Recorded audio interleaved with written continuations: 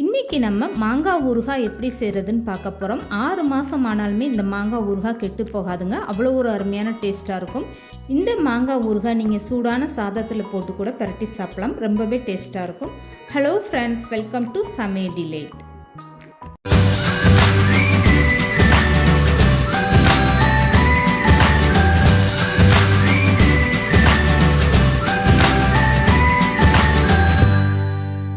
இப்போது மாங்காய் ஊறுகாய் செய்கிறதுக்காக 3 மாங்காய் எடுத்துக்கோங்க. இந்த மாங்காவை நல்லா தண்ணியில் போட்டு கழுவிடுங்க. இதுக்கப்புறமா ஒரு ஈரமில்லாத துணியை போட்டு நல்லா இந்த மாங்காவை தொடச்சி எடுத்துக்கோங்க. மாங்காயில் கொஞ்சம் கூட ஈரம் இருக்கக்கூடாது. அந்த அளவுக்கு நல்லா 3 மாங்காவையும் க்ளீன் பண்ணி தொடச்சி எடுத்து வச்சுக்கோங்க. இப்போ மாங்காவோட இந்த காம்பு பகுதியை கட் பண்ணிடுங்க. இந்த காம்பு பகுதியை கட் பண்ணதுக்கப்புறம் பார்த்தீங்கன்னா மேலே லேசாக ஒரு பிசுபிசுப்பு தன்மையாக அந்த பால் வெளியில் வரும். அதையுமே ஒரு துணி வச்சு இப்படி நல்லா க்ளீன் பண்ணி எடுத்துருங்க. இதுக்கப்புறமா இந்த மாங்காவை நல்லா பொடிசாக கட் பண்ணி எடுத்துக்கோங்க. மாங்காயில் ஈரம் இருந்தால் சீக்கிரமாகவே ஊறுகாய் கெட்டு போயிடும். அதனால ஈரம் இல்லாத அளவுக்கு இந்த மாங்காவை நல்லா க்ளீன் பண்ணி எடுத்துக்கோங்க. ஊறுகாய் செய்கிறதுக்காக நீங்கள் இந்த மாதிரி நல்ல பெரிய மாங்காவை எடுத்து பயன்படுத்திக்கோங்க. அப்போ தான் ஊறுகாயோட டேஸ்ட் ரொம்ப நல்லாயிருக்கும். இப்போ இந்த மாங்காவை இந்த மாதிரி நல்லா சின்ன சின்ன பீஸாக நீங்கள் கட் பண்ணி எடுத்துக்கோங்க. 3 மாங்காயுமே நான் கட் பண்ணி எடுத்துட்டேன். இப்போது கட் பண்ண மாங்காவை அப்படியே எடுத்து ஓரமாக வச்சுருங்க. இதுக்கப்புறமா ஒரு அகலமான பாத்திரம் எடுத்துக்கோங்க.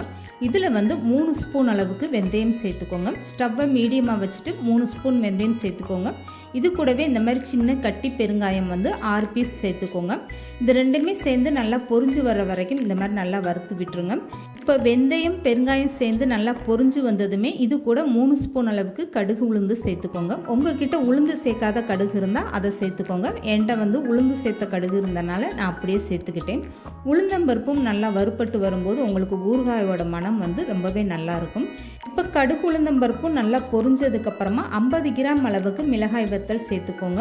இது எண்ணிக்கையில் பார்த்தீங்கன்னா 20 மிளகாய் வத்தல் அளவுக்கு காம்பு கிள்ளிட்டு நான் சேர்த்துருக்கேன். இப்போ மிளகா வத்தலும் சேர்த்துட்டு ஒரு 2 நிமிஷம் மட்டும் நல்லா வறுத்து விட்டுருங்க. இதுக்கப்புறம் ஸ்டவ் ஆஃப் பண்ணி அதை மிக்ஸி ஜாரில் சேர்த்து அரைச்சி எடுத்துக்கோங்க. இப்போ ஊறுகாய் தாளித்து விடுறதுக்காக ஒரு அகலமான பாத்திரம் எடுத்துக்கோங்க. இதில் 1.5 கப் அளவுக்கு நல்லெண்ணெய் சேர்த்துக்கோங்க. ஊறுகாய்க்கு நீங்கள் நல்லெண்ணெய் சேர்த்து செய்யும்போது அந்த மனமும் டேஸ்ட்டும் ரொம்பவே சூப்பராக இருக்கும். இப்போ ஒரு 5 ஸ்பூன் அளவுக்கு கடுகு உளுந்து எண்ணெயில் சேர்த்துக்கோங்க. கடுகு உளுந்து சேர்ந்து நல்லா பொரிஞ்சு வந்ததுமே 4 பச்சை மிளகாய் ரவுண்டாக கட் பண்ணிவிட்டு அதையும் சேர்த்துக்கோங்க. இது கூட கொஞ்சமாக கருவேப்பிலையும் சேர்த்துக்கோங்க. பச்சை மிளகாயும் கருவேப்பிலையும் சேர்ந்து நல்லா பொரிஞ்சு வரணும். அதில் இருக்க ஈரப்பதம்லாம் போனதுக்கப்புறமா கட் பண்ணி வச்சுருக்க மாங்காவை சேர்த்துக்கோங்க. இப்போ 1/2 கப் அளவுக்கு கல்லுப்பு சேர்த்துக்கோங்க. எந்த வகை ஊறுகாய் செஞ்சாலுமே கல்லுப்பு சேர்த்து செய்யும்போது ஊறுகாய் ரொம்ப நாள் கெட்டு போகாமல் இருக்கும். இதுக்கப்புறமா 1/4 கப் அளவுக்கு தனி மிளகாய்த்தூள் சேர்த்துக்கோங்க. இதோட அளவுன்னு பார்த்தீங்கன்னா 50 கிராம் அளவுக்கு தனி மிளகாய்த்தூள் நான் சேர்த்துருக்கேன். இப்போ இதெல்லாமே சேர்த்துட்டு ஸ்டவ்வை மீடியமாக வச்சுட்டு இந்த மாதிரி கரண்டி வச்சு கலந்து கொடுங்க. இந்த மாங்காய் ஓரளவுக்கு நல்லா வெந்து வரட்டும். அதுக்கப்புறமா அரைச்சி வச்சுருக்க பொடியெல்லாம் சேர்த்துக்கலாம். இப்போ பாருங்கள், எண்ணெயெல்லாம் நல்லா மேலே பிரிஞ்சு வர ஆரம்பிச்சிருச்சு. இந்த மாங்காய் ஓரளவுக்கு நல்லாவே வெந்துருச்சு. ஊறுகாயில் சேர்த்துருந்த கல்லுப்பெல்லாம் நல்லா கரைஞ்சி எண்ணெய் மேலே பிரிஞ்சு வர ஆரம்பிச்சிருச்சு பாருங்கள். இந்த நேரத்தில் வறுத்து வச்சுருந்த வெந்தயம், கடுகு, பெருங்காயம், மிளகாய் வத்தல் இதெல்லாமே சேர்த்து மிக்சியில் அரைச்சிட்டு அதை அப்படியே சேர்த்துக்கோங்க. இப்போ அரைச்ச பொடி பார்த்திங்கன்னா 1/4 கப் அளவுக்கு வந்திருக்கு. இந்த பொடியை நான் அப்படியே சேர்த்துக்க போகிறேன். இப்போ இதெல்லாமே சேர்த்துட்டு ஸ்டவ்வை மீடியமாக வச்சுட்டு நல்லா இந்த மாதிரி கலந்து கொடுங்க. பொடி ரொம்ப வலுவலுன்னு அரைக்க வேண்டாம். அரைச்ச பொடியை கையில் எடுத்து பார்த்தீங்கன்னா லேசாக குருணையாக இருக்கணும். அந்த மாதிரி ஒரு பொடியை நீங்கள் தயார் பண்ணிவிட்டு அதை அப்படியே ஊறுகாயில் சேர்த்துக்கோங்க. இப்போ ஊறுகாய் நல்லாவே ரெடி ஆயிடுச்சு பாருங்கள். இதுக்கப்புறமா ஸ்டவ்வை நல்லாவே குறைச்சி வச்சுட்டு இதில் 4 ஸ்பூன் அளவுக்கு வினிகர் மட்டும் சேர்த்துக்கோங்க. உங்ககிட்ட ஒருவேளை வினிகர் இல்லைன்னா 2 எலுமிச்சம்பழத்தோட சாறு அப்படியே சேர்த்துக்கோங்க. இந்த மாதிரி சேர்த்துட்டு நல்லா கலந்து கொடுத்துட்டு இதுக்கப்புறமா நீங்கள் ஸ்டவ் ஆஃப் பண்ணி வச்சுருங்க. அவ்வளோதாங்க, ரொம்பவே சூப்பரான மாங்காய் ஊறுகாய் ரெடி ஆயிடுச்சு பாருங்கள்.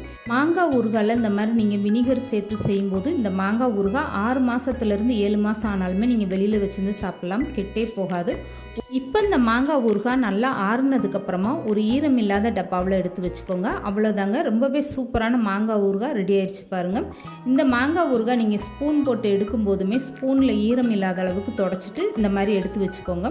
அப்போ உங்களுக்கு சீக்கிரமாகவே இந்த ஊறுகாய் கெட்டு போகாமல் அவ்வளோ ஒரு அருமையான டேஸ்ட்டாக இருக்கும். மாங்காய் ஊறுகாய் தயிர் சாதம், சாம்பார் சாதம், ரசம் சாதம்னு எல்லாத்துக்குமே ரொம்பவே அட்டகாசமான டேஸ்ட்டாக இருக்கும். இந்த மாங்காய் ஊறுகாய் பழசாக இன்னுமே ரொம்ப அருமையான டேஸ்ட்டாக இருக்கும். கண்டிப்பாக நீங்கள் இந்த சீசன் முடிகிறதுக்குள்ளே ட்ரை பண்ணி பாருங்கள். இந்த வீடியோ பிடிச்சிருந்தால் லைக் பண்ணுங்கள், ஷேர் பண்ணுங்கள். மறக்காமல் சமையல் டிலைட் சேனலை சப்ஸ்கிரைப் பண்ணுங்கள்.